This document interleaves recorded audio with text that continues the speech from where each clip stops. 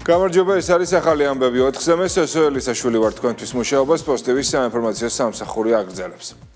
აღდგომიდან ერთი კვირის შემდეგ მართლმადიდებელი ეკლესია კვირაცხოვლობას თომას კვირას ზეიმობს.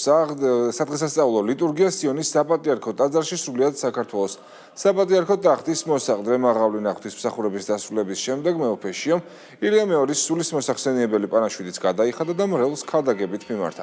კვირაცხოვლობა აღდგომის დღესასწაულის განახლება ამ დღიდან მოყოლებული ყოველი კვირადღე აღდგომის დღესასწაულია, ამიტომაც მორწმუნეები კვირაობით ეკლესიაში სადღესასწაულო წირვაზე იკრიბებიან. კვირაცხოვლობას ტაძრებში დაჭრილი არტოსის საგანგებოდ გამომცხვარი პური რიგდება, რომელიც აღდგომის დღიდან მთელი ბრწყინვალე შვიდეულის მანძილზე ეკლესიებში კანკელის წინ პატარა მაგიდაზე დევს. უფლის მიერ მოცემული მშვიდობა განსხვავდება ამასოფლიური მშვიდობისგან. ვინაიდან ეს უკანასკნელი ვერ იძლევა ნამდვილ მშვიდობას ვერც ღმერთთან და ვერც ადამიანებთან. ამის დასტური არის მთელი კაცობრიობის ისტორია.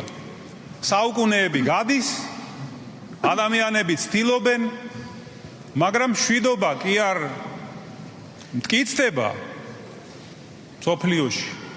არამედ ჩვენ რას ხედავთ, რომ სულ უფრო და უფრო სახიფათო და საშიში ხდება ამ დედამიწაზე ცხოვრება. ერთი რომ უნდა იყოს ურთიერთგაგება ადამიანებს შორის. მეორე რომ უნდა იყოს კეთილი და მოსიყვარულე დამოკიდებულება ადამიანებს შორის და მესამე არის მიმტევებლობა, პატიების უნარი. მაგრამ როგორ შეიძლება დამყარდეს ურთიერთგაგება, როცა არის ცილის წამება ერთმანეთის, ლანძღვაგინება, დამცირება, შეურაცხყოფა. ეს ხომ შეუძლებელია.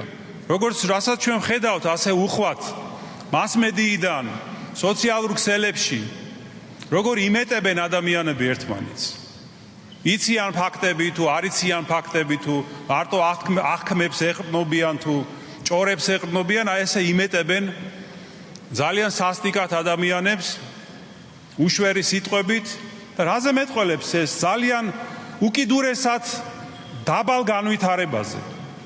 როგორც გონებრივ განვითარებას გულისხმობ, ასევე სულიერს. ურთიერთგაგება რომ დამყარდეს, აუცილებელია, როდესაც ვინმეზე ვლაპარაკობთ, კონდეს მის მიმართ ლმობიერება, ვეცადოთ სიკეთე დავინახოთ ამ ადამიანში.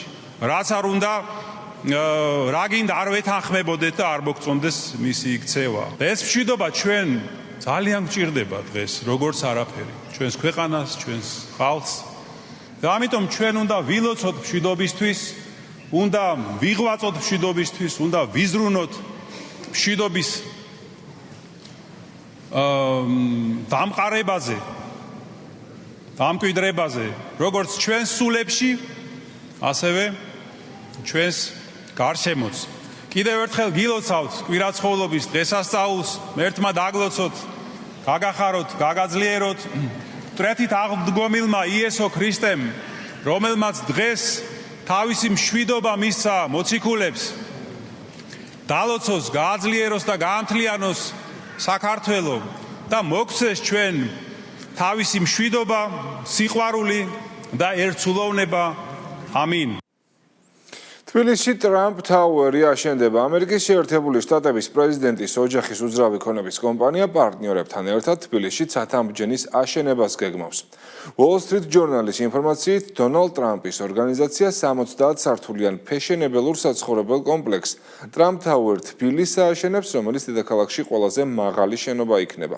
მედია საშუალების ცნობითვე პროექტში ნიუ-იორკში დაფუძნებული დეველოპერული კომპანია Sapir Organization-ი, არქი ჯგუფი და ბიოგრაფი ლივინგი მონაწილეობენ. მმართველ გუნდში განმარტავენ, რომ პროექტი ქვეყანას დამატებით სამუშაო ადგილებს მოუტანს და მას ეკონომიკური კუთხით პოზიტიური გავლენა ექნება. ეკონომიკის ექსპერტების შეფასებით კი ქვეყანაში საკმაოდ მსხვილი ინვესტიციის განხორციელება იგეგმება, რაც ქვეყნის პროგრესსა და საერთაშორისო არენაზე წარმატებულ პოზიციონირებაზე მეტყველებს. როდესაც MR ჯგუფმა გადაწყვიტა საქართველოში შემოსვლა და გაფორმდა ის ხელშეკრულება, ჩვენ უამრავი კრიტიკა მოვისმინეთ ჩვენი ქვეყნის არაკეთილმოსურნეებისგან და რა თქმა უნდა, გარდა იმისა, რომ MR-ის ინვესტიცია ჩვენი ეკონომიკისთვის არის ძალიან პოზიტიური, რომლის საბოლოო ეფექტი იქნება დაახლოებით 11 მილიარდი ლარი, თვითონ პროექტის განმავლობაში დასაქმდება 24,000-მდე ადამიანი, საქართველოში არის იდეალური საინვესტიციო გარემო და სწორედ ამაზე მეტყველებს ის, რომ სულ რამდენიმე თვე არის გასული და უკვე ტრამპის ოჯახის მფლობელობაში არსებული უმსხვილესი ბრენდიც შემოდის საქართველოში ძალიან დიდი ინვესტიციით და ესეც რა თქმა უნდა თავის მხრივ შექმნის დამატებით სამუშაო ადგილებს, თავის მხრივ შემოიტანს ძალიან დადებით პოზიტიურ წვლილს ჩვენს ეკონომიკაში. ეს არ არის ჩვეულებრივი ინვესტიცია, თავიდანვე უნდა აღვნიშნო. ეს არის საკმაოდ მსხვილი ინვესტიცია და მნიშვნელოვანი იმ თვალსაზრისით, რომ ეს არის ბრენდული აჩვენება. ეს არ არის კომპანია რაღაცა, რომელიც ან დეველოპერი ჩვეულებრივი, ეს არის ბრენდული კომპანია, რომელიც აშენებს ამ ტიპის დაწესებულებებს მსოფლიოში და მას აქვს ძალიან მნიშვნელოვანი ეფექტი ექნება ჩვენ ეკონომიკაზე. ხლა თავარი არის განსაცდელად რატომ გადაწყდა ეხლა ხშირად ეს კითხვა არის. ჩვენ ნახეთ სავალუტო ფონდის ბოლო ანგარიში, სადაც პირდაპირ არის მითითებული ის ეკონომიკური პროგრესი, რომელიც ქვეყანამ განიცადა 2013 წლიდან დღემდე. სარეკორდოდ არის გაზრდილი სხვათა შორის სავალუტო რეზერვები, სტაბილურია სავალუტო კურსის საინვესტიციო გადაწყვეტილებებზე, ასევე ახდენს გავლენას.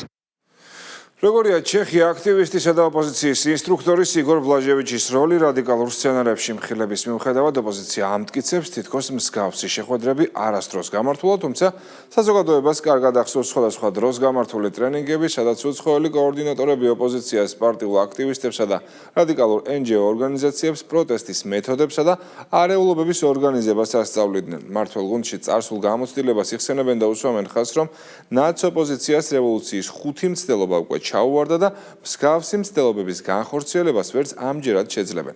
თავად ჩეხი ინსტრუქტორი საქართველოში მიმდინარე პროცესებზე პოზიციას არ მალავს, რადიკალურ ოპოზიციას მხარს უჭერს და სოციალურ ქსელში მათთან გადაღებულ ფოტოებსაც აქვეყნებს. გავრცელებული ინფორმაციის თანახმად იგორ ბლაჟევიჩმა ოპოზიციას 10-ზე მეტი ტრენინგი ჩაუტარა და კონკრეტული დავალებებიც მისცა.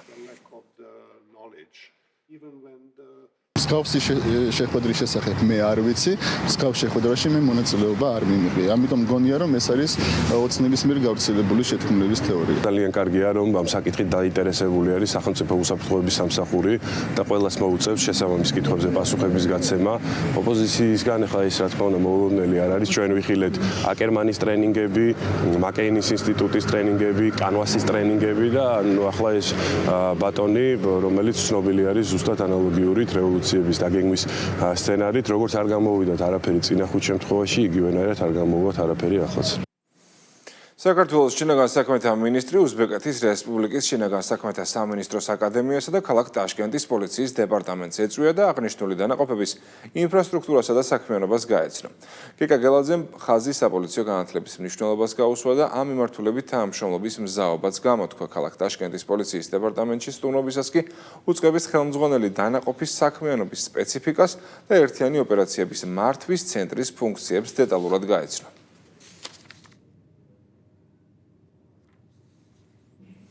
პროკურატურამ პირადი ცხოვრების საიდუმლოს ხელყოფის და სქესობრივი კავშირის იძულების ფაქტებზე ერთი პირი დააკავა. გამოძიების ცნობით ბრალდებულმა მუქარის გამოყენებით დაზარალებულის პირადი ცხოვრების საიდუმლოს შემცველი ვიდეო ჩანაწერები უკანონოდ მოიპოვა და მისი გამოყენების მუქარით დაზარალებულს მასთან სქესობრივი კავშირის დამყარებას და სექსუალური ხასიათის ქმედებების განხორციელებას აიძულებდა. დანაშაული 7 წლამდე ვადით თავისუფლების აღკვეთას ითვალისწინებს.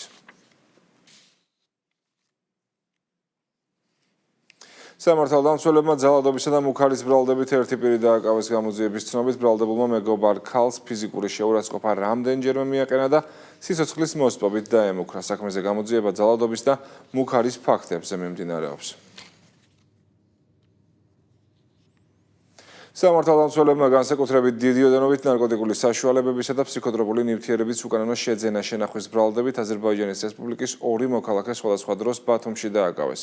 ნივთმტკიცება დაამოღებული დიდი ოდენობით ნარკოტიკული საშუალებები და ფსიქოტროპული ნივთიერება, მათ შორის მეთადონი, პრეგაბალინი და გამომშრალი მარიხუანა. დანაშაული 20 წლამდე ან უბადო თავისუფლების აღკვეთას ითვალისწინებს. საქართველოს კულტურის სამინისტროს მხარდაჭერით პარიზის წიგნის ფესტივალზე საქართველოს საგანგებო სტუმრის სტატუსით წარმატებით წარდგა გრან-პალეში წარმოადგენილ საქართველოს ეროვნულ სტენდზე მწერალთა სახლის მიერ ორგანიზებული მრავალფეროვანი ლიტერატურული და კულტურული პროგრამით სლოგანით „იმოგზაურე საქართველოში“ ალექსანდრე დიუმასთან ერთად იყო წარმოდგენილი. გაიმართა წიგნების პრეზენტაციები, კინოჩვენებები, მუსიკალური ღონისძიებები, საბავშვო შემეცნებითი ღონისძიებები, მოეწყო გამოფენები და შეხვედრები ავტორებთან და უცხოელ გამომცემლებთან, ასევე პანელური დისკუსიებიც, რომელშიც მონაწილეობა მიიღეს ქართველმა ავტორებმა და 10-მდე გამომცემლობამ. ასევე წარმოდგენილი იყო 100-ზე მეტი ფრანგულ ენაზე თარგმნილი გამოცემაც. ძალიან სასიხარულოა, რომ წელს ძალიან განსაკუთრებული მიღება ჰქონდა ქართულ ლიტერატურას, მწერლობას, საგამომცემლო საქმეს და ზოგადად საქართველოს პარიზში. დაფასდა ის საქმე, რასაც ჩვენი მთარგმნელები აკეთებენ, იმიტომ რომ ათობით თუ ასობით წიგნი იყო ჩამოტანილი სალგავოში, ერთ-ერთ პარიზის ძალიან ცნობილ საინტერესო საკონცერტო დარბაზში, თეატრში იქნება წარმოდგენილი არაჩვეულებრივი ქართული მუსიკა, რომელიც ქართველი და ფრანგი მუსიკოსების კოლაბორაციით არის. ერთ-ერთი ყველაზე მნიშვნელოვანი ღონისძიება ევროპაში, რომელიც წიგნიერებას და წიგნის კითხვას შეეხება და რომელიც პრაქტიკულად წარმართავს მთელ სამწერლობო პროცესების კომერციალიზაციას. წელს ის წარმოდგენილი იყო სპეციალური სტუმრის სტატუსით. ეს ძალიან დიდი მიღწევა მწერალთა სახლის და საქართველოს კულტურის სამინისტროსი იმისათვის, რომ მოიპოვო სპეციალური სტუმრის სტატუსი, ძალიან დიდი მუშაობაა ჩასატარებელი. ძალიან ბევრი ფრანგული გამომცემლობა დაინტერესდა ქართველი მწერლებით. როდესაც ხანდახან მოხდებოდით ხოლმე ამ ჯადოსნურ ქალაქში, ყოველთვის გვინდოდა, რომ რაღაც ქართული ლოვილის გარდა და რამდენიმე უკვდავი სახელის გარდა ექთიმე იქნებოდა ეს თუ ქაქვიცა. თვითონ აი ამ მშვენიერ კულტურას, ქართული კულტურა გაეცნო. აი ამ ხრივ ძალიან ლამაზი ნაბიჯები იდგმება. ჩემთვის ის არის მნიშვნელოვანი, რომ ფრანგი მუსიკოსები, როდესაც სწავლობენ ქართულ მუსიკას და ამას დიდი სიხარულით და ენთუზიაზმით ასრულებენ და კიდე საუბრობენ იმაზე, რომ როდის იქნება უკვე შემდეგი პროექტი, ალბათ ეს განსაკუთრებით მნიშვნელოვანი არის, იმიტომ რომ სწორედ ეს არის კოლაბორაცია, როდესაც ქართველი მუსიკოსები და ფრანგები ერთად ქმნიან ქართულ მუსიკას, ერთად გებიან სცენაზე და წარუდგენენ ამას ფრანგ მსმენელს, რომლისთვის ნამდვილად ახალი არის. უნგრეთის საარჩევნო კომისიის საბოლოო მონაცემებით პეტერ მადიარის პარტიამ პარლამენტში 199-დან 141 ადგილი მოიპოვა და საკონსტიტუციო უმრავლესობას ფლობს. ვიქტორ ორბანის პარტიას ფიდეს პარლამენტში 52 ადგილი ექნება, პარტია ჩვენს სამშობლოს კი 6. როიტერის ცნობით მადიარის გუნდმა პარლამენტში იმაზე მეტი ადგილი მიიღო, ვიდრე აქამდე იყო დათვლილი, კერძოდ წინასწარი შედეგებით ტისას პარლამენტში 138 ადგილი უნდა ჰქონოდა, საბოლოო მონაცემებით კი ეს რიცხვი 151-მდე გაიზარდა. ჰორმუზის სრუტე დაკეტილი იქამდე დარჩება, სანამ ამერიკის შეერთებული შტატები ირანის პორტების ბლოკადას არ მოხსნის. ქვეყნის პოზიციას ირანის სახელმწიფო მედია ირანის რევოლუციის გუშაქთა კორპუსის საზღვაო ძალებზე დაყრდნობით ავრცელებს. ამ დრომდე საზღვაო ძალებმა ჰორმუზის სრუტესთან ახლოს მყოფ გემებს გაფრთხილება მისცეს, რომ სრუტეში არ შევიდნენ, წინააღმდეგ შემთხვევაში კი მტრად იქნებიან აღქმული. შეგახსენებთ, რომ ირანმა ჰორმუზის სრუტეს სრულად გახსნილად 17 აპრილს გამოაცხადა, თუმცა 18 აპრილს კვლავ დაკეტა. დონალდ ტრამპის განცხადებით ირანთან ძალიან კარგი მოლაპარაკებები მიმდინარეობს, თუმცა ის თეირანს არ მისცემს უფლებას ჰორმუზის სრუტესთან დაკავშირებით შტატები დააშანტაჟოს. ინფორმაციას BBC ავრცელებს. მედიის ცნობით ამერიკის პრეზიდენტი ირანის საქციელს არასერიოზულად აფასებს. შეგახსენებთ, რომ ტრამპის პოზიციით შტატების მიერ ირანის პორტების ბლოკადა ირანთან მათი ურთიერთობის სრულად მოგვარებამდე გაგრძელდება. თბილისში მიმდინარე ძიუდოს ევროპის ჩემპიონატზე საქართველოს ნაკრების კაპიტანმა, მსოფლიოსა და ევროპის ჩემპიონმა გურამ თუშიშვილმა ნახევარფინალში რუსი ვალერი ენდოვიცკი იაპონით დაამარცხა და ფინალში ჩეხ ლუკაშ კრპალექს დაუპირისპირდება. საქართველოს ნაკრების კიდევ ერთი წევრი ილია სულამანიძე მეოთხედფინალში დამარცხდა და ბრინჯაოს მედლისთვის უნდა ეასპარეზა, თუმცა მისმა მეტოქემ დისკვალიფიკაცია მიიღო, შესაბამისად ბრინჯაოს მედალი სულამანიძეს გადაეცემა. 3 დღის ჯამში საქართველოს ანგარიშზე 3 ოქროს, 2 ვერცხლის და 1 ბრინჯაოს მედალია. გუშინ გამარჯვებული ორგზის ევროპის ჩემპიონი ლაშა მაისროძის გარდა ჩემპიონობა ლაშა შავდათოაშვილმა და ეთერ ლიპარტელიანმა ციძეიმეს.